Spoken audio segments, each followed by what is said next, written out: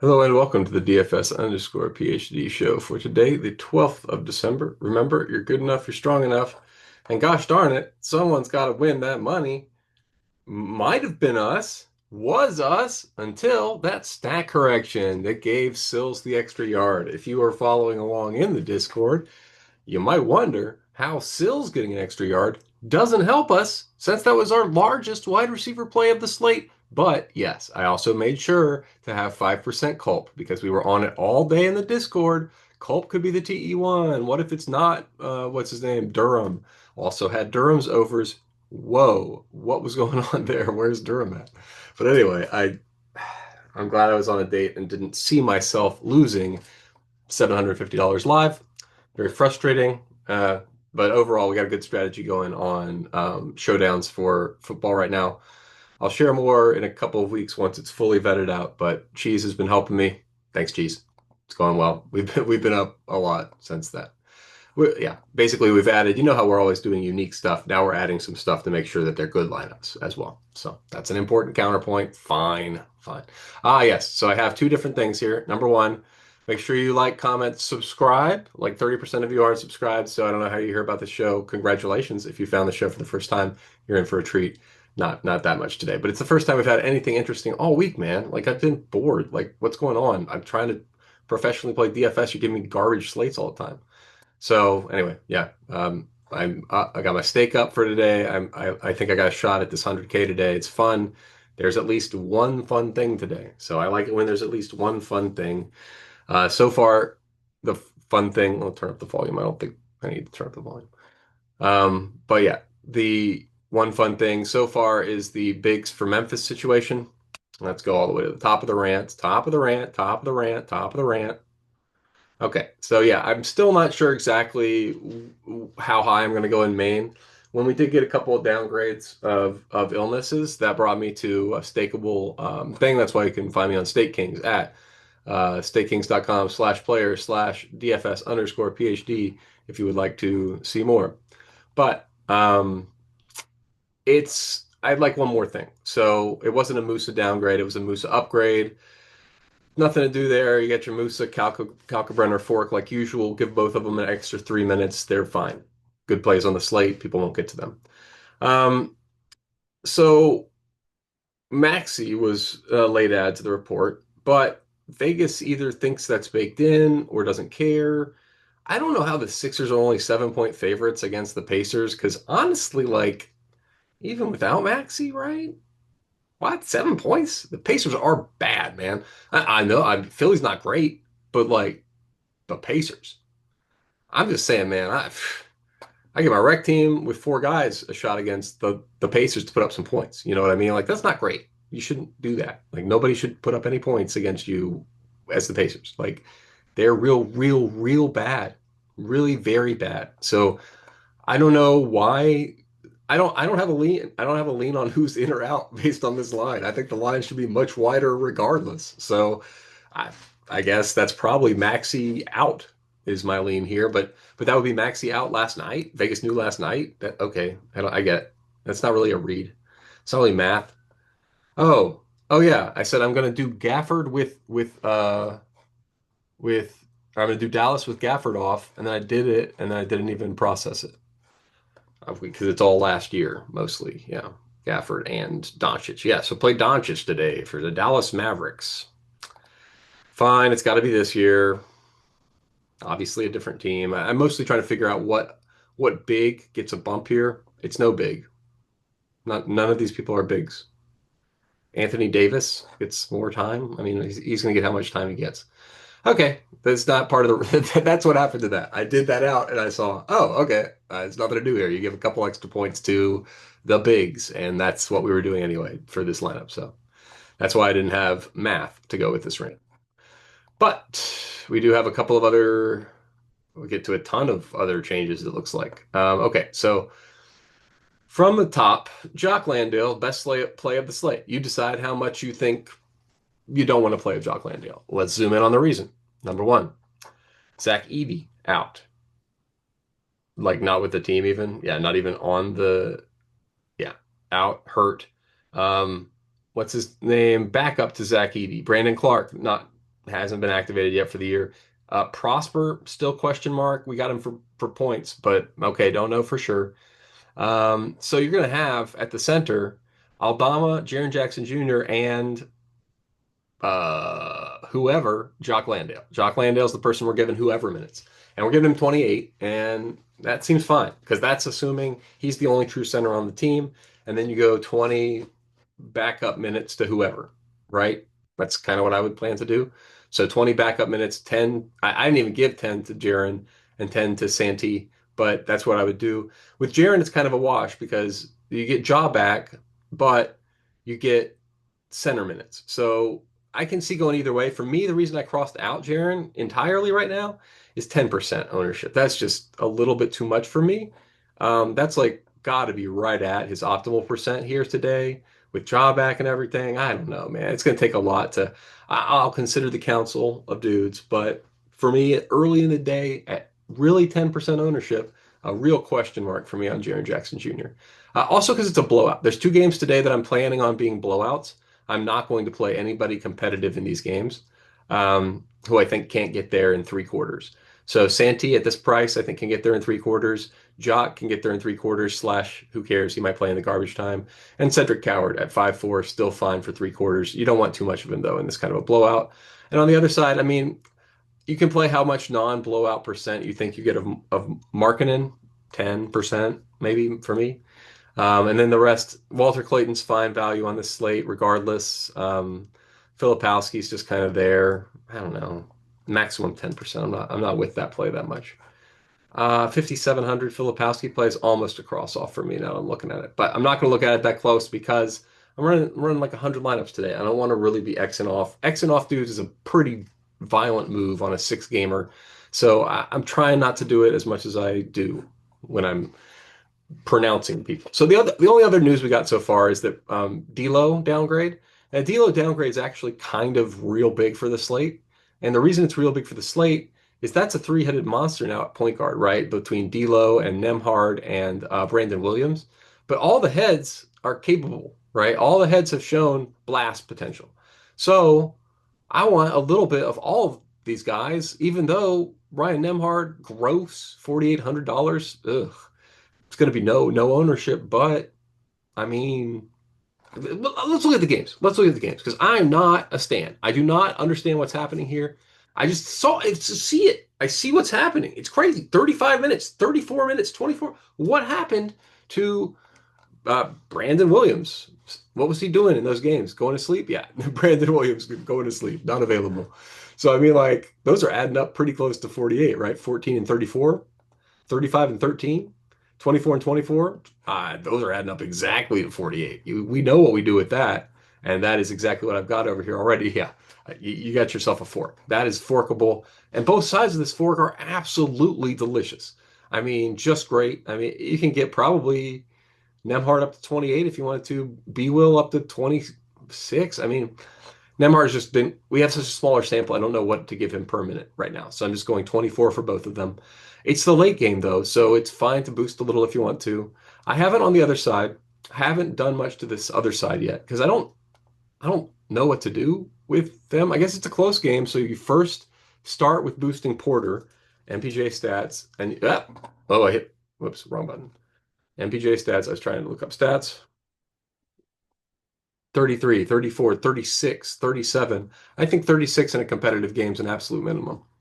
So let's get him up to 36 minutes, which I don't think is where he was. So 36 Michael Porter minutes. That's what we're doing here. Whenever it reloads. Okay. 36 Michael Porter Jr. minutes. We got up to 31 and change. How much change? A bunch of change. So 32 to 36. And why don't we round that, Saberson? If we're going to cut something off, let's round it, right? But anyway, so 32 to 36 is 4 minutes, and that's at his point per minute. So 45-ish. I'm going to get a bunch more of him. Claxton's getting a ton of minutes in competitive games. Claxton stats 35, right? Yeah, 35 in a competitive game, 38 in a competitive game, 35. Now, granted, are some of these against bigger teams? So Dallas, Gafford out. Dallas, this is another situation where what are they doing? Running more AD? I mean, can AD even run more? Running more PJ? Probably run more PJ. That's what they can do. I mean, they can't do much else. go small ball with Najee, but these are guys who are also you had AD out for a while. You had a bunch of guys out for a while here. It's a tough situation. I don't see myself doing much to this Dallas side of stuff. What's AD stats? Is he getting advanced 30 minutes, 32 sometimes? I can't push too much on that. I don't He hasn't been getting that many minutes. It is going to be a competitive game, but is he going to get more minutes? I don't know. I mean, PJ Washington has been getting those minutes, right? Yeah, 36. He gets them right out of the gate. You can give him the 36, so you give him those minutes. Um, Claxton, we saw he can get those minutes. It's kind of, yeah. On this slate, do you fork him with Dayron? Probably. Probably give them each the extra 4 minutes, and then you fork them. So we'll do it. We'll do it that way because it's kind of close to a blowout anyway. Sure. Claxton Dayron blowout. I can be convinced into that on any slate. And this pricing seems about right for a six gamer. I don't think they can quite both get there for value, but each of them presents a reasonable value. Uh, Ryan Nemhard feels less and less solid. Danny Wolf, I mean, like I got so burned on him the day before, the last whatever they played, why we had an all-star break or whatever this was. But you know the upside. You got to leave him there just because, like, what if they decide to let him just score all the points? I don't know why they do that sometimes, but sometimes they're like, sorry guys, gotta let Danny Wolf score all the points now. You've heard of Danny Wolf, right? No, nobody's heard Danny Wolf. What are you talking about? Why does Danny Wolf have to score all the points, boss? Don't get it. I've crossed off. So the other game that was a blowout, Cleveland and Washington. Don't believe in Washington's ability to keep this close. Do believe in Cleveland's ability to absolutely wipe the floor with them. So yeah, I mean, I assume we don't have any crazy movement. Yeah, it's just a gross game, 15 points. I don't think it's going to be close. I'm only playing the bigs for Washington and Champagny because these are guys who can get there in any amount of like in a blowout. They'll be fine. They're fine pieces. You don't need to limit Champagny to below the field. That's fine to be on the field with Champagny. But I don't want to, I mean, I see where they are in my projections. I see them up at the top. The concern is I just don't see the tippy top, right? Like the absolute for highest scorer potential for a blowout game. So, you know, Utah and Memphis also, right? I mean, Markkanen up here, real dicey. But besides that, I'm not taking anybody from these blowout games at all. Just for raw points because I don't think you can get to raw points unless you get your raw minutes ceiling, right? So everybody involved in a close game had to get a huge boost today. Don't understand Josh Giddey. Don't know what's going on here. Like, is he hurt? No, not hurt. Like, why isn't he not massively owned against Charlotte today? Don't get it. Going to be core for me. I don't get it. I don't get it at all. For me, it's Cade, Josh, Giddey, and Jalen Johnson who are all expected to score about as many points, and Josh Giddey's the cheapest. So what are we doing? I don't legitimately just don't get it. Don't understand it. What's going on with the ownership here? Like Jock Landale, sure. KJ Simpson, sure. Champagne, sure. The Darius Garland, Mobley. Oh, that's chalk. Oh, wow. Well, then I mean, maybe I don't full fade it. It seems crazier to full fade it now. So I didn't realize these guys were chalk. I mean, can't full fade them as chalk. I'll third them. Like I don't want to have more than 10%. It's still a strong stand. It's just yeah. Like, what chalk? Okay, I don't know, man. I guess I'll give you the odds that they keep it kind of close, I guess, but it's not good. The odds are not good. Okay. A little bit shocked to find them up here as chalk, guys. I gotta be honest. We got better plays on this slate. I don't really want to play them. I might just unclick still. It's definitely in play to just unclick still. Colin Knippel, another play that I think is underrated on this slate. I think all of Charlotte, I think, pretty underrated on this slate. Yeah, you can see I've boosted every single one of them for different reasons. Um, Most of them, mostly because LaMelo is out, and LaMelo's been in for a while. So these prices are now LaMelo in prices, right? I mean, so you can take some of this to the bank. I think 70, you can go up to a little higher on a six gamer, 75s or 65%, a little bit low of a limit on KJ. It's just, I guess, the certainty of those minutes. They could go to Sion, they could go to Brandon Miller and Knuppel and whatever. I don't know. I don't know exactly. I don't want to do any of that, so I'm not gonna. push any further. And also, I think Knuppel, we can do 40% now with Brandon Miller being roughly the same guy. I don't want to get too much higher than 2x the field on that. But yeah, I don't understand every slate we have it happen where Miles Bridges is not mega chalk with LaMelo out. He can play a ton of minutes. I mean, like, I haven't even looked it up in a while. Miles Bridges stats. Am I going to see some 40s here? 37, 41. I mean, I just knew I was going to see it. It's in the range of outcomes that he plays 40 minutes for no reason. Definitely 35, 36 for sure. So to give him 34 is not good. You got to give him the correct number of minutes to get the correct amount of miles today. That said, I don't know, 65%. I'd cap it eventually. I'm not going to take an infinite amount. If I think you guys are going to have about 30, I'll take about 60. That'll be where I'll cap it. This Philadelphia Indy game is another game. I like it when it's a team that's always blown out and they're not expected to get blown out today. That's what we've got here for Indy again. Indy in a close game. They're not normally in close games. So gonna have a lot of Siakam. Gonna have a lot of Nemhard. Matherin Price, I guess, is why I'm not gonna have a lot. I don't know. I would expect to have more Matherin than I have here. I might force a floor amount of Matherin. Sure. I'll force field amount of Matherin just because I do believe in this game and the cases for all of these dudes. Nemhard, I'm not going to force a floor amount of Nemhard. If I get to it, I get to it. Yeah. Yeah. I don't think his upside case is quite the same because, yeah, Siakam, I don't know, man. He's not showing it to me enough. I want to see it. He could do it. He just hasn't been doing it. Okay. All right. We'll run it one more time and see what our leverages are. And then get out of here. We gotta get some lunch. All right. Let's read off the top values while we're doing this. Jock Landale, Quentin Grimes. Again, this is a Maxi out build. If Maxi's in, pretty much the main change is Quentin Grimes. He's gone. So, because that's what, when I did my, if Maxi is out, what do we do? Quentin Grimes, 1.2. Just as good as Embiid. Did you think?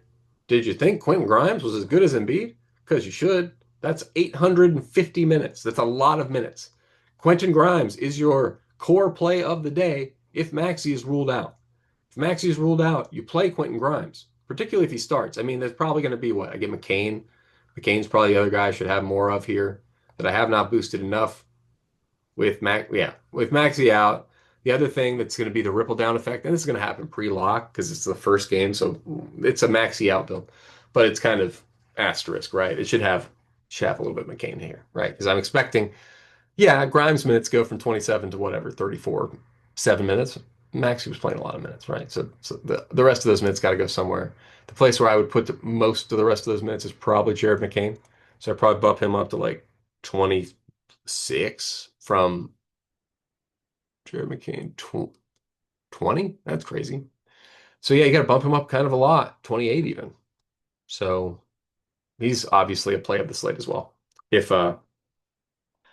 If we get our friend Maxi out, and is that on the sheet? I mean, obviously it's gonna be fewer minutes. Oh, it wouldn't be on this. It would be here.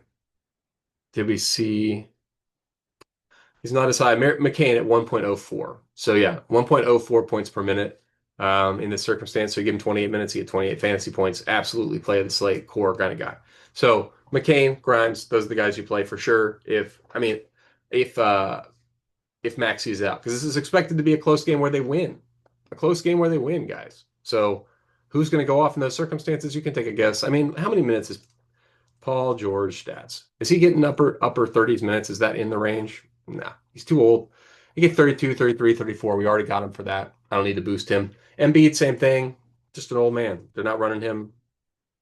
They see what's happening with Embiid at this point. They're capping him at like 30. They're going to cap him at like 30. They got him for 28. You can boost Embiid just a little smidge. I didn't because his points per minute is 1.2. And so if you get him 33 at 1.2, you get pretty close to what they got him at. And so, yeah, it's not 28 minutes, but that's not the right point per minute either. All right, so let's shake this down and show you what we do these days. I got 100 unique lineups, 60 of which will be chosen at random for main. It's a nice gauge of how much I like the slate, right? So this is about 60% of the max I would ever do on a slate, but definitely enough to share. So welcome aboard, everybody. Oh yeah, so With the centers news for Memphis, I'm not sure if I finished the thought and told you all the trickle down pieces that we get to here. Because it's not just Jock Landale. Yeah, it's a lot of that, but it's a ton, an absolute ton of Santi Aldama. I don't know what's going on. Like, are people just not seeing his minutes? 28 minutes, 33, 35. When we get Biggs out, he gets extended, massively extended. And anyway, so core piece for me, regardless. I mean, so if Maxi's out, yeah, you get Grimes, you get this other guy in there. This other guy, McCain. I like McCain. I'm going to remember his name. But regardless, your next values are going to be Aldama, PJ Washington, Bridges. These are guys who just their opportunity today. Don't know why the field isn't picking up on it. Field isn't picking up on it. It's definitely still there for me. We got Ja back with Memphis, which is leading to like some uncertainty in guys like Coward's minutes that otherwise I would love to jam Coward. Walter Clayton, I don't know where this projection comes from exactly, but he's been early value today. We'll see if we stick with Walter Clayton as later in the day value. But this seems like a pretty good draft. Let me save it up, duplicate it up, and put it into the file.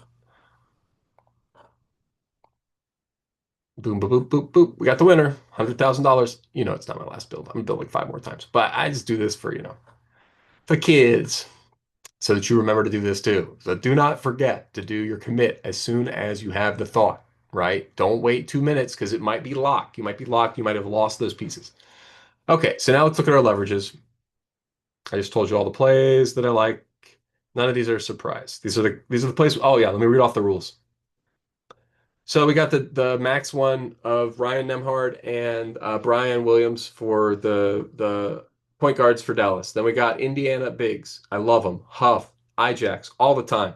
Playing against Philly, playing against Embiid. We got unowned Ijax off the bench. If you want to play Tony Bradley, getting super cute, you're running 150. You want to play a smidge of Bradley? I don't know, man. Want to play a smidge of Bradley? It might be. I mean, like Tony Bradley stats. He gets play sometimes against the bigger ones. He got to play against the Nuggets, against Jokic. You might get to play again against Embiid. Might suck for us, right? I mean, I'm going to play the other guys, but it's an option for you if you want to play them. You got your Bagley Vukcevic situation. Price him up, so we don't have to play him every single time Washington's on the slate. They haven't priced him up. You have to play him every time Washington's on the slate. Not so much Bagley anymore. He's gotten to like 5K. Vukcevic, better point per minute off the bench in a game that probably blows out.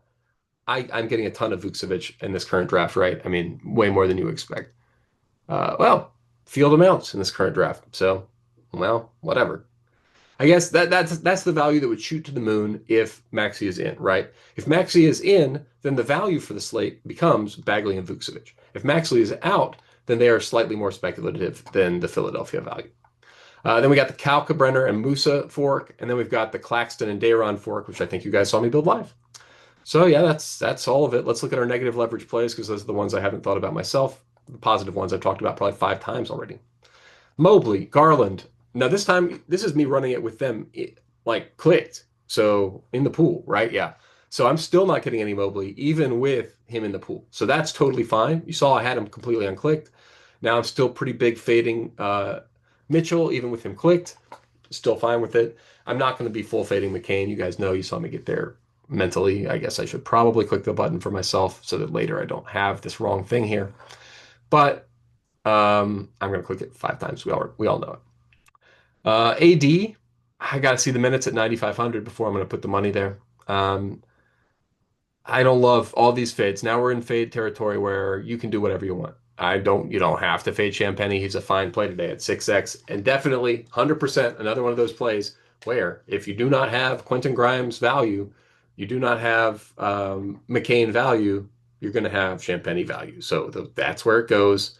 If you're thinking, maxi in situation, it's a weird little ripple down effect, but that's the effect. Okay, but that's all it. I don't like Kaishan George or Ace Bailey in this circumstance. I don't think it's going to be competitive enough. And Kaishan's price is up there, already expecting full minutes. I just don't see. Does he have upside to be the top scorer? It's a little bit of a stretch case for him, I think. With him and McCollum, it's like it's a percentage versus chances of success thing, like DK always says. Like 21% McCollum today, 16% Kaishan George in an absolute blowout where like they're not going to play the fourth quarter for sure. McCollum won't. So like 21%, that's paying the rate for me. I'm not going there. I just don't see his upside to be a top 8 scorer regardless. Yeah, even if they keep it close. if Washington, number one, if Washington keeps it close, it means Cleveland sucked donkey balls. They score like 100 total points. So there's not a way where Washington outscores Cleveland in this game, like 140 to 126. That's how you jinx it. If you want to, you really show a monkey paw curl live. I just say a crazy score for this game that's way too high. Number one, I do think looking at this 130 and 115, like what? What is this? NBA pace. Who is this? Why is this game got such a high total? This isn't G League, guys. These are not Cleveland's like the fifth highest team. And like, who's even the other team that I got on the top of this list? Cleveland and Washington. Washington's been, yeah, okay, fourth. But I mean, I don't know, man. We're pricing this game like it's a Washington game. I think it might be a Cleveland game, right? Like Cleveland might control the pace of this game pretty substantially. So I think we got something more like a 110 to 100 gross fest going on. But yeah, the long and the short of it is I like all my leverage plays today. I read you all my rules. I read you all my plays. So remember, you're good enough, you're strong enough. And gosh darn it, someone's got to win that money. Yeah, that's 0.02 away from it being us.